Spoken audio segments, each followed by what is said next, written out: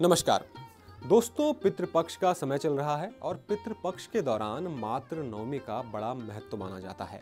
इस दिन मृत सुहागिन महिलाओं का श्राद्ध करने का विधान है।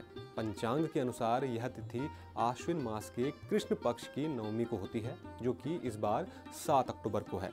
इस दिन का क्या महत्व है और कैसे इस दिन पितरों को तर्पण दिया जाना चाहिए, इसके बारे में आज हम आपको विस्तार से जानकारी देंगे।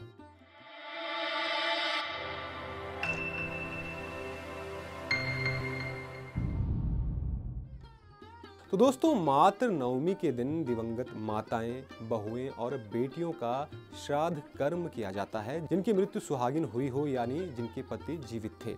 इस दिन दिवंगत महिलाओं का श्राद्ध करने से घर में सुख, शांति और समृद्धि बढ़ती है और दिवंगत महिलाओं का आशीर्वाद आपको प्राप्त होता है।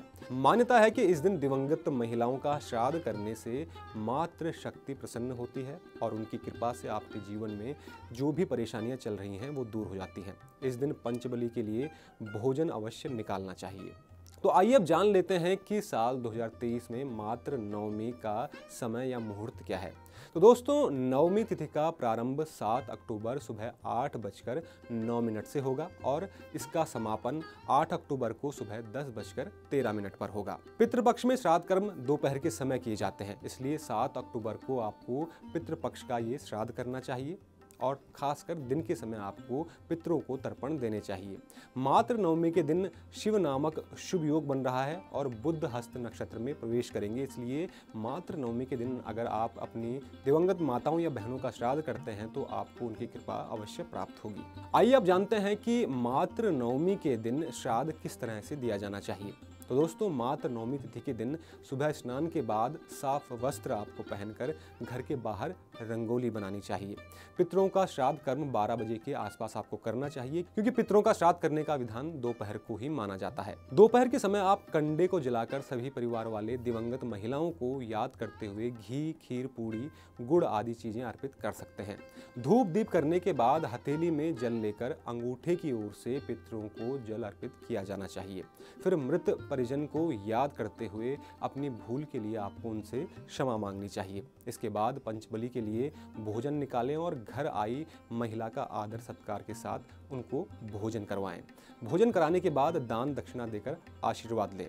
दोपहर के समाप्त होने से पहले सभी श्राद्ध संबंधी अनुष्ठान पूरे कर लेने चाहिए। दोस्तों, मातृ नवमी के दिन आपको और क्या काम करने चाहिए, इसके बारे में अब हम आपको जानकारी देंगे। तो दोस्तों, मातृ नवमी के दिन तुलसी पूजन आपको अवश्य करना चाहिए। ध्यान रहे कि पितरों से जुड़े कार्यों के लिए तांबे के बर्तन का प्रयोग ही आपको करना चाहिए। तांबे के बर्तन का प्रयोग करना ही सही माना जाता है। आपको इस दिन भूलकर भी किसी महिला का अपमान नहीं करना चाहिए। अगर आप ऐसा करते हैं तो आपके माता तुल्य पितृ आपसे अप्रसन्न हो सकते हैं। साथ ही किसी गरीब व जरूरतमंद सुहागिन महिला को सुहाग का सामान जैसे लाल साड़ी, कुमकुम, सिंदूर, चूड़ियां, अनाज, जूते, चप्पल आदि आप इस दिन दान कर सकते हैं। इससे आपको लाभ मिल सकता है। इस दिन घर आए पशु पक्षी, मेहमान, गरीब, भिखारी आदि को भी आपको अन्न अवश्य देना चाहिए। ऐसा माना जाता है कि अगर आप पितृ नवमी के दिन ये कार्य करते हैं तो आपके जीवन की सभी परेशानियां आपके पितृ दूर कर सकते हैं और उनके आशीर्वाद से आपके करियर में भी और आपके परिवार में भी सुख समृद्धि बनी रहती है। तो दोस्तों, उम्मीद करता हूं कि आपको हमारे द्वारा दी गई यह जानकारी पसंद आई होगी। ऐसी ही रोचक जानकारियों के लिए चैनल को सब्सक्राइब जरूर करें और देखते रहें एनबीटी लाइव। नमस्कार।